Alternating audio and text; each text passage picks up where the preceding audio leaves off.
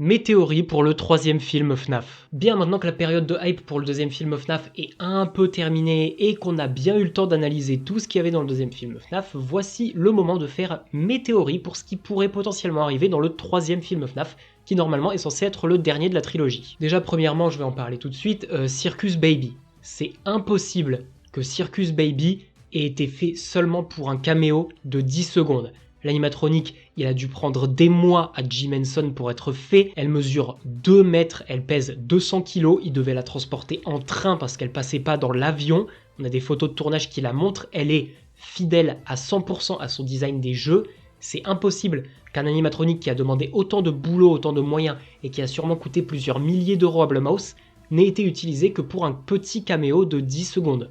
Pour moi, c'est sûr qu'on va la revoir dans le troisième film et qu'elle va avoir un rôle d'une manière ou d'une autre. Je sais pas si ça veut dire qu'on verra les autres animatroniques de Sister Location, peut-être que dans le lore des films, William n'a construit que Circus Baby en tant que projet passion à côté de Freddy Fazbear Pizza, mais en tout cas il y a une chose est sûre, Circus Baby aura je pense une importance dans le troisième film. Déjà, la manière dont elle se comporte. C'est pas un cauchemar de Vanessa, c'est un flashback, c'est quelque chose qui lui est arrivé quand elle était petite. Elle revoit quelque chose qu'elle a vécu, et quand elle était petite, elle a vu Circus Baby dans l'atelier de son père, dont les yeux se sont allumés et se sont tournés vers elle. Et ça pareil, c'est pas le comportement d'un robot normal. Voilà, un robot serait pas programmé pour détecter la présence d'un humain, lever ses yeux et se tourner vers elle. À mon avis, ça prouve aussi, ça donne un indice que Circus Baby, à ce moment-là de l'histoire, est déjà possédé par quelqu'un. Alors, par qui, on ne sait pas, même si pour moi, le meilleur candidat possible à cette époque, ça reste Garrett. Parce que on le sait, William Afton a tué et kidnappé Garrett quand Vanessa était encore jeune, puisque on le voit sur une photo, Vanessa, elle a l'avion de Garrett, son jouet, quand elle était encore jeune, puisqu'on sait que William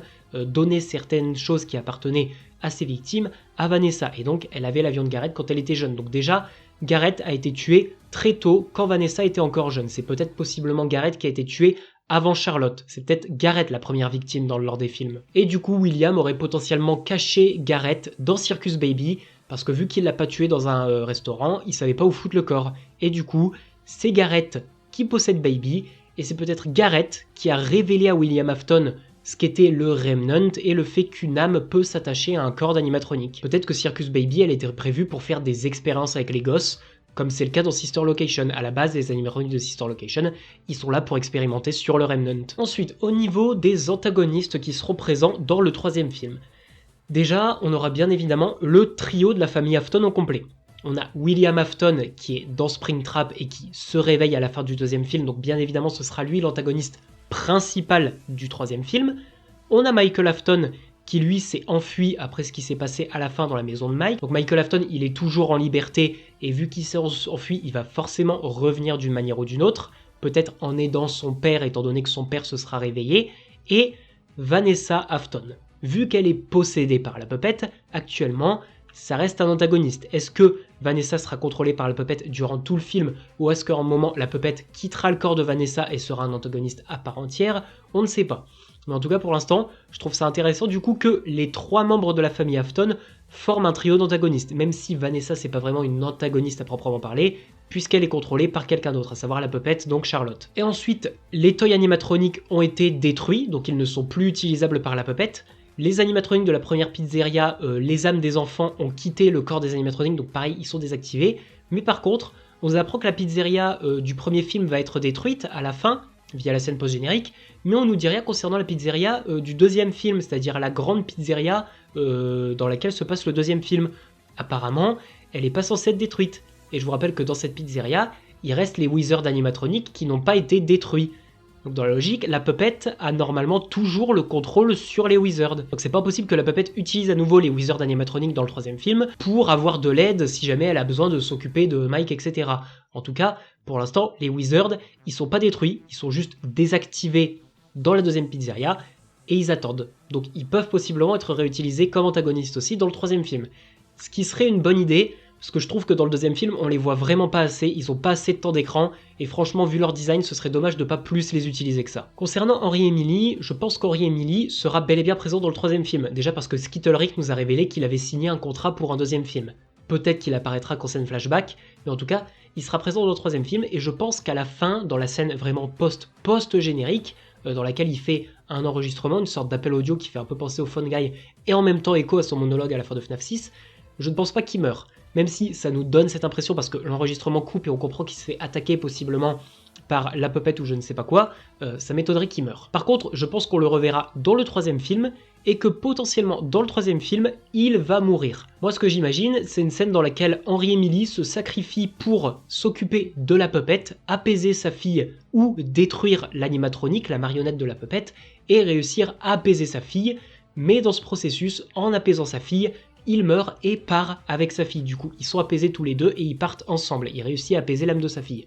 Je pense que ce serait une belle fin pour le personnage d'Henry Emily, et en même temps une belle manière de conclure l'arc de la puppet et nous expliquer comment la puppet a été vaincue. Parce que grâce à son père, elle a réussi à enfin avoir son âme qui repose, mais il part avec elle. Je pense que ça pourrait être une très bonne idée. Ensuite, le troisième film, ça pourrait être un mix entre FNAF 3, Sister Location et Pizzeria Simulator, dans un sens où on a effectivement FNAF 3 parce qu'on aura le Fazbear Fright et Springtrap, un mix avec Sister Location parce que la présence de Circus Baby pourrait peut-être nous expliquer qu'il y a un entrepôt souterrain qui appartenait à William Afton dans lequel il y a les autres animatroniques comme Ballora, etc. Même si j'y crois pas, en tout cas, il y aura quand même Circus Baby, donc dans tous les cas, ça mixe avec Sister Location. Et peut-être un mix avec FNAF 6 parce que dans le dernier message à la fin, dans la scène post-crédit, Henry nous révèle qu'il a d'anciens matériels de l'époque qui datent, mais qui pourraient l'aider à traquer les animatroniques. C'est ce qu'il dit dans la scène post-générique. Donc, ancien matériel de l'époque qui pourrait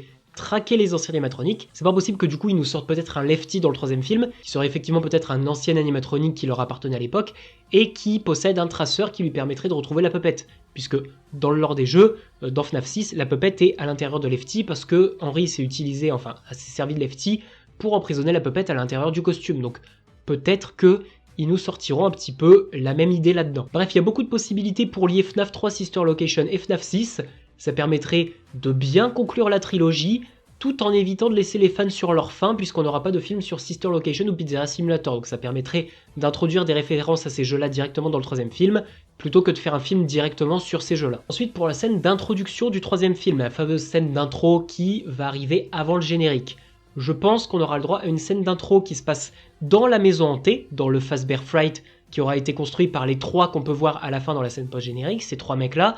Ils seront peut-être en train de mettre en place leur attraction, de préparer l'ouverture, et Springtrap, puisqu'ils vont l'amener dans la maison, va se réveiller de manière définitive et va les tuer tous les trois. Et j'espère que là, ce sera une scène quand même assez violente et gore, dans le sens où il faut bien nous montrer que Springtrap est une très grande menace, et que du coup il va tuer les trois lui tout seul. Voilà, je pense que ça pourrait être très intéressant pour une scène d'intro, de montrer à quel point Springtrap est dangereux, à quel point il est puissant, et à quel point ça va être lui la vraie menace dans le troisième film. Donc je pense que pour une scène d'introduction, ça pourrait être le meilleur choix pour le troisième film FNAF. Et bien évidemment, je vais terminer avec ça, mais je pense que la présence de Circus Baby, c'est bel et bien peut-être pour la refaire apparaître dans le troisième film FNAF, mais que ça ne donne pas d'indice pour peut-être plus que 3 films FNAF. Je pense qu'effectivement, Blumhouse, Scott et Matami s'arrêteront à une trilogie, qu'il n'y aura pas de film sur Sister Location, sur Pizzeria Simulator ou même sur Security Breach, mais que par contre, comme on l'avait vu dans l'interview de Daoko avec Scott pour les 10 ans, Scott a un projet de série pour FNAF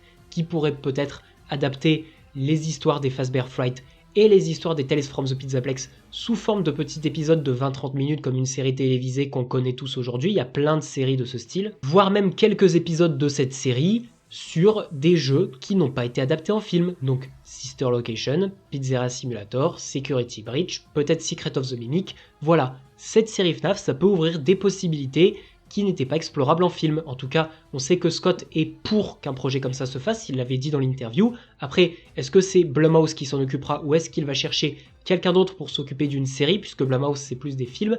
On ne sait pas. On sait que Blumhouse serait ravi de reprendre ce projet de série et que Jim Henson pourrait toujours s'occuper des costumes pour cette série, mais en tout cas pour l'instant, c'est pas confirmé que ça se fasse. Pour l'instant, on est juste sur une trilogie de films et on verra si le projet de série aboutit ou même si Scott a l'intention de se lancer dedans, ou si finalement il va s'arrêter à 3 films. Voilà pour ce qui est de toutes mes théories concernant le troisième film FNAF, n'hésitez pas à me dire ce que vous en pensez dans les commentaires, et n'hésitez pas vous aussi à me donner vos théories concernant ce qui pourrait se passer dans le troisième film FNAF. Je suis curieux de voir les idées que vous auriez pu avoir et auxquelles moi je n'ai pas pensé.